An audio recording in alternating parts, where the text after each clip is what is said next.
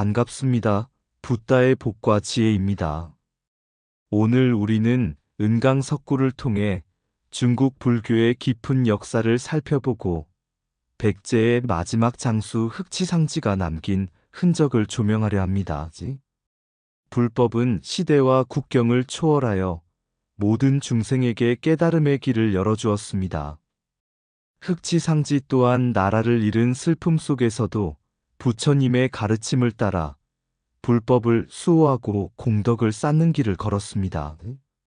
이러한 역사를 돌아보며 우리는 단순히 과거를 기억하는 것이 아니라 부처님의 자비와 지혜를 오늘날 어떻게 실천할 것인가를 고민해야 합니다.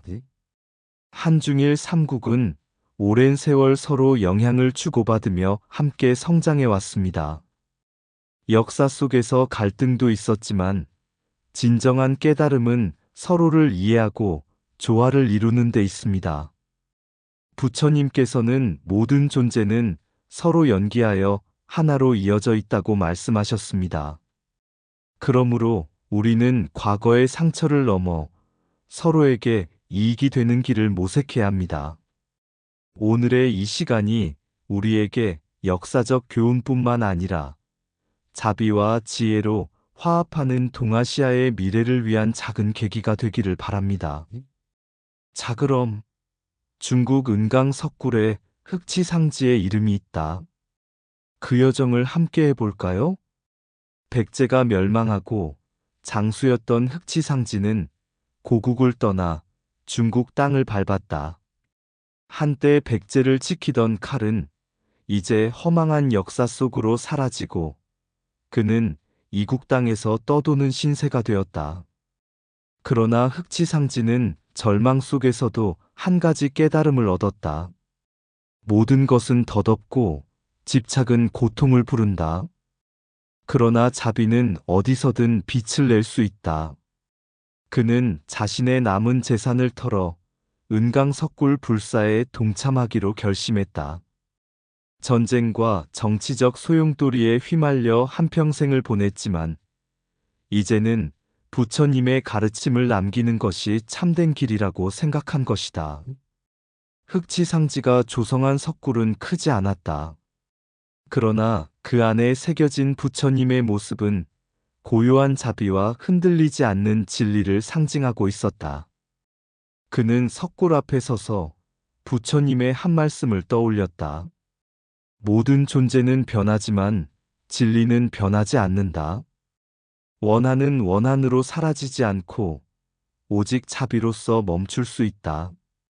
그는 두 손을 합장한 채 눈을 감고 속삭였다. 백제는 사라졌으나 내 마음속의 불법은 사라지지 않았다. 그 후 세월이 흘러도 이 작은 석굴은 흑치상지의 석굴이라 불리며 전해졌다.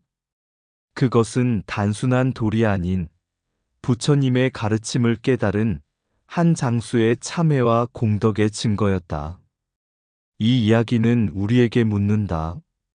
우리는 무엇을 남기며 살아갈 것인가? 흑치상지는 자신의 힘을 나라를 지키는 데 썼지만 결국 마지막에는 모든 존재를 이롭게 하는 불법에 귀하였다. 그의 석굴 앞에 서면 우리도 스스로에게 묻게 된다. 나는 지금 무엇을 위해 살고 있는가? 중국 산서성 대동시에 위치한 은강석굴은 1500여 년 동안 변함없이 서 있다. 거대한 바위산을 깎아 만든 252개의 석굴과 5만 1천여 불보살상은 마치 조용한 설법을 전하는 듯하다. 석굴의 불상들은 자비로운 미소를 띠고 있지만 그 속에는 전란과 격동의 시대를 넘어온 인내와 신앙의 흔적이 새겨져 있다. 불교가 처음 중국에 전해졌을 때 많은 이들은 이를 낯설어 했고 심지어 배척하기도 했다. 하지만 수행자들과 불심 깊은 왕들의 원력으로 인해 불교는 점차 뿌리를 내렸다. 은강석굴의 조성은 바로 그 정착의 증거였다. 석굴 내부에는 다양한 부처님과 보살들이 조각되어 있다. 그중 가장 인상적인 것은 비로자나불의 거대한 조각상이다. 이 불상은 법신불, 즉 우주에 두루 존재하는 진리 그 자체를 상징한다. 한 여행자가 이 거대한 불상을 바라보며 한숨을 쉬었다. 이렇게 많은 불상이 있지만 정작 내 마음은 텅 비어 있습니다. 어떻게 하면 부처님의 가르침을 깨달을 수 있을까요? 마침 그곳을 연구하러 온 한 스님이 그에게 말했다. 저 불상을 보십시오. 겉으로 보면 돌덩이에 불과하지만 이 안에는 수많은 장인들의 신심과 원력이 담겨 있습니다. 사람의 마음도 마찬가지입니다. 한순간에 깨닫기를 바라지 마십시오. 불보살의 자비와 지혜는 오랜 시간 다듬어져야만 비로소 빛을 발하는 것입니다. 그 여행자는 스님의 말을 듣고 다시 불상을 바라보았다. 수많은 세월 동안 바람과 비를 맞아온 돌 속에서 변함없는 자비의 미소를 발견했다. 오늘날 연구자들은 은강석굴을 불교의 정착 과정과 신앙의 깊이를 보여주는 살아있는 유산으로 평가한다. 한 연구자는 매번 석굴을 방문할 때마다 노트에 이런 말을 남겼다. 모든 것은 변하지만 진리는 변하지 않는다. 이 말은 석굴의 불상이 가르쳐주는 가장 중요한 교훈이다. 겉으로 보기에는 낡아 보일지라도 그 속에는 부처님의 자비와 인내가 깃들어 있다. 이는 우리가 살아가면서도 기억해야 할 진리이다. 수많은 어려움 속에서도 자비를 잃지 않고 인내하는 것, 그리고 진리를 찾아가는 과정에서 스스로를 다듬어 가는 것, 그것이 은강석굴이 우리에게 전하는 부처님의 참된 가르침이다. 모든 것은 변하지만 진리는 변하지 않는다. 돌 속에 깃든 신심이 불상을 이루듯 마음속 신앙이 깨달음을 이룬다. 바위산을 깎아 석굴을 이루었듯 한 걸음 한 걸음이 깨달음의 길이 된다. 겉으로는 차가운 돌이라도 그 안에 자비와 지혜가 깃들 수 있다. 한순간의 깨달음이 아닌 오랜 시간 다듬어진 마음이 진리를 비춘다. 자비로운 미소 하나가 1500년을 넘어서도 사람들의 마음을 움직인다. 불상은 조각될 때마다 더욱 선명해지고 사람은 수행할수록 더욱 맑아진다. 마음을 다해 새긴 조각이 불상이 되듯 마음을 다해 행한 선행이 공덕이 된다. 흐르는 세월 속에서도 남는 것은 오직 진리뿐이다. 수많은 불상이 우리를 바라보듯 부처님의 가르침도 늘 우리를 향하고 있다. 불상의 자비로운 미소는 세상을 감싸 안고 우리의 미소는 한 사람의 마음을 따뜻하게 한다. 깎고 다듬어야만 완성되는 불상처럼 수행도 고난 속에서 완성된다. 석굴 속 깊은 어둠도 한 줄기 빛 앞에서는 사라진다. 부처님의 미소가 바위를 부드럽게 하듯 자비는 모든 장애를 녹인다.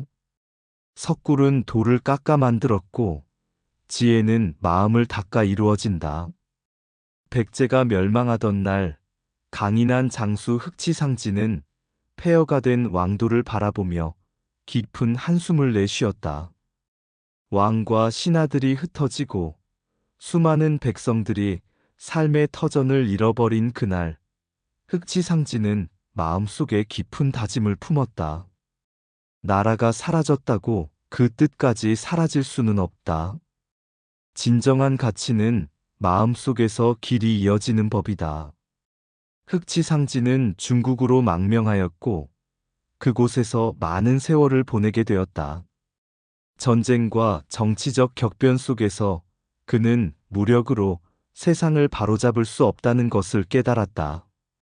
칼로 세운 것은 언젠가 칼로 무너지고 탐욕으로 쌓은 것은 언젠가 허물어진다. 하지만 지혜와 자비로 이루어진 것은 영원히 남는다. 그는 고요한 마음으로 부처님의 가르침을 되새기며 자신의 삶을 다시 돌아보게 되었다. 그러던 어느 날 흑치상지는 은강석굴에서 불보살의 미소를 마주하게 되었다. 바위에 새겨진 수만 개의 부처님은 마치 무너진 조국의 백성들에게 보내는 자비로운 위로처럼 느껴졌다. 그는 그 자리에서 결심했다. 조국은 사라졌지만 백제의 정신까지 사라져서는 안 된다. 내가 할 수 있는 일은 부처님의 자비를 남기는 것이다. 흑치상지는 자신의 남은 재산을 기부하여 석굴을 조성하는 데 참여했다. 비록 전쟁에서는 패배했지만 그는 불법 속에서 새로운 승리를 찾았다. 거대한 황무지 같은 마음이 이제는 자비와 공덕으로 채워지는 순간이었다. 그렇게 세월이 흐르고 1500년이 지난 지금 사람들은 여전히 흑치상지의 석굴을 찾는다. 그의 흔적은 바위 속에 새겨져 있지만 그 뜻은 사람들의 마음 속에 새겨져 있다. 부처님께서는 말씀하셨다. 참된 승리는 외적인 것이 아니라 내적인 것이다. 흑치상지는 조국을 잃었지만 불법을 통해 더 큰 깨달음을 얻었다. 그의 석굴은 물질은 사라질지라도 자비와 공덕은 영원히 남는다. 라는 부처님의 진리를 증명하는 유산으로 남아있다. 그 석굴을 바라보며 오늘날의 우리는 다시 한번 묻게 된다. 나는 무엇을 남기고 있는가? 흑치상지처럼 세월이 흘러도 사라지지 않는 진정한 가치를 새기고 있는가? 흑치상지의 석굴은 단순한 돌이 아니다. 그것은 한 시대의 고통과 희망, 그리고 부처님의 가르침을 향한 한 인간의 깊은 신심이 새겨진 자리이다. 칼로 세운 것은 칼로 무너지지만 자비로 세운 것은 영원히 남는다. 고난 속에서도 자비를 잃지 않는 자가 진정한 승리자다. 나라의 흥망은 바람처럼 지나가지만 지혜와 공덕은 천년을 넘어 이어진다.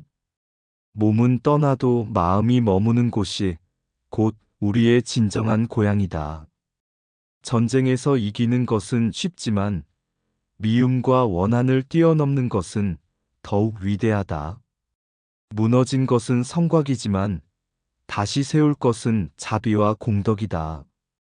조국은 사라질 수 있어도 그 정신과 신심은 사라지지 않는다. 참된 공덕은 자신을 위한 것이 아니라 세상을 밝히는 등불이 된다. 부처님의 가르침을 따르는 자, 그는 어떤 풍파에도 흔들리지 않는다. 흑치상지의 석굴이 증명하듯이 인간의 진정한 가치는 물질이 아닌 신심에 있다. 한 시대의 패배가 곧 인생의 패배는 아니다. 깨달음과 자비 속에서 진정한 승리를 찾으라. 우리가 남기는 것은 재산이 아니라 누군가의 마음을 밝히는 불빛이어야 한다. 세상의 변화는 피할 수 없지만 바른 마음을 지키는 것은 오직 자신의 몫이다. 전쟁은 순간이지만 자비의 길은 영원을 향한다. 흑치상지는 조국을 잃었지만 부처님의 길에서 더 위대한 유산을 남겼다. 옛날 석가모니 부처님께서 기원정사에서 제자들에게 말씀하셨다. 한 그루의 나무가 홀로 서 있으면 바람에 쉽게 쓰러지지만 숲을 이루면 서로를 지탱하며 더욱 강해진다. 부처님의 이 말씀처럼 동아시아의 세 나라인 한국, 중국, 일본도 오랜 세월 서로 영향을 주고받으며 성장해왔다. 그러나 때로는 갈등 속에서 서로에게 상처를 입히기도 하고 과거의 기억에 얽매여 증오를 키우기도 했다. 어느 날 세 나라의 왕들이 한 고승을 찾아가 물었다. 우리는 오랜 역사 동안 전쟁도 했고 협력도 했습니다. 그러나 여전히 서로를 불신하고 다투기도 합니다. 어떻게 하면 진정한 평화를 이룰 수 있겠습니까? 고승은 새 왕을 조용히 바라보며 연꽃이 피어 있는 작은 연못으로 데려갔다. 이 연꽃을 보십시오. 한 송이의 꽃이 피어나기 위해서는 흙, 물, 바람, 햇빛이 모두 필요합니다. 어느 하나라도 부족하면 꽃이 필 수 없지요. 그러고는 왕들에게 다시 물었다. 과거를 지우는 것이 평화일까요? 왕들은 고개를 저었다. 그렇다면 과거에 사로잡혀 원한을 키우는 것이 평화일까요? 왕들은 또다시 고개를 저었다. 고승은 미소를 지으며 말했다. 평화란 과거를 인정하되 그것에 얽매이지 않고 함께 나아가는 것입니다. 우리는 서로를 필요로 하며 함께할 때 더욱 강해질 수 있습니다. 부처님께서는 모든 것은 서로 연결되어 있다고 하셨습니다. 한 나라가 번성할 때 다른 나라도 번성하고 한 나라가 쇠퇴하면 다른 나라도 영향을 받습니다. 그러니 새 나라가 함께 번영할 길을 찾는 것이야말로 가장 지혜로운 길입니다. 새 왕은 깊이 깨닫고 이후 서로를 이해하고 존중하는 새로운 관계를 맺어갔다. 이와 같이 동아시아의 평화와 협력은 서로를 인정하고 함께 성장하려는 노력에서 시작된다. 불교의 가르침처럼 증오를 넘어 자비로 나아갈 때 새 나라는 함께 밝은 미래를 만들어갈 수 있을 것이다.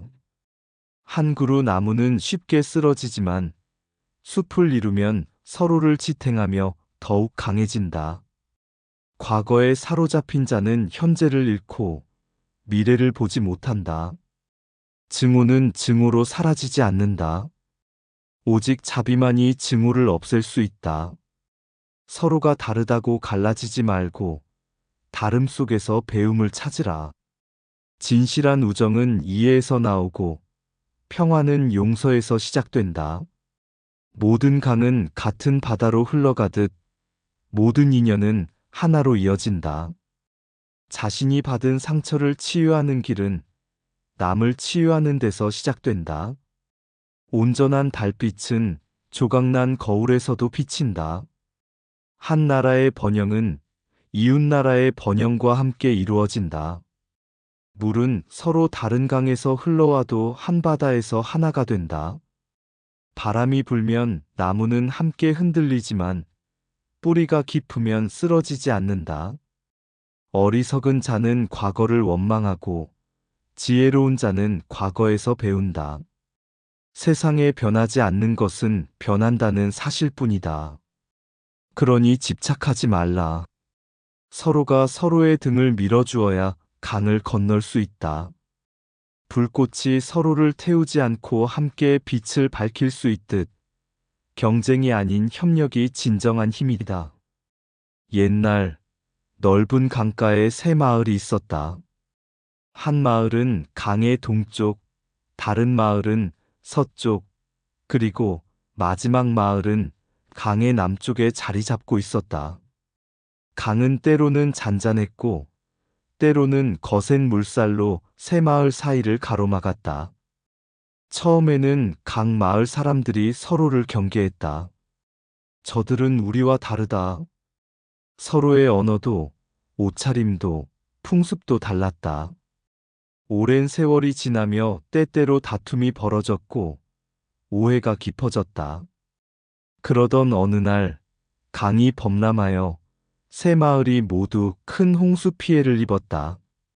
다리가 무너지고 집이 떠내려갔으며 사람들은 삶의 터전을 잃어갔다. 그때 한 노승이 마을 사람들에게 말했다. 너희는 강을 두려워하며 서로를 갈라놓으려 했지만 강은 너희를 함께 시험하고 있다. 강은 너희를 나누는 것이 아니라 하나로 이어주는 것이다. 노승의 말에 마을 사람들은 깨달았다. 동쪽 마을의 사람들은 배를 만들었고 서쪽 마을의 사람들은 다리를 다시 세웠으며 남쪽 마을의 사람들은 음식을 나누었다. 그렇게 함께 손을 잡고 서로를 도우니 홍수로 인한 피해를 극복할 수 있었다. 시간이 지나 새 마을은 하나의 큰 마을로 성장했다. 과거에는 서로의 차이를 두려워했지만 이제는 그 차이 속에서 배움을 얻고 함께 번영하는 법을 알게 되었다. 부처님께서는 말씀하셨다. 연기의 법을 깨달아라. 모든 존재는 서로 의지하며 살아간다. 서로 싸우면 모두가 고통받고 서로 돕는다면 모두가 구원받는다. 동아시아의 역사도 이와 같지 않을까? 한중일 세 나라가 서로 다른 길을 걸어왔지만 결국 같은 강물을 마시며 살아간다. 과거의 아픔을 넘어서 함께 손을 맞잡고 나아갈 때 비로소 진정한 평화와 번영이 찾아올 것이다.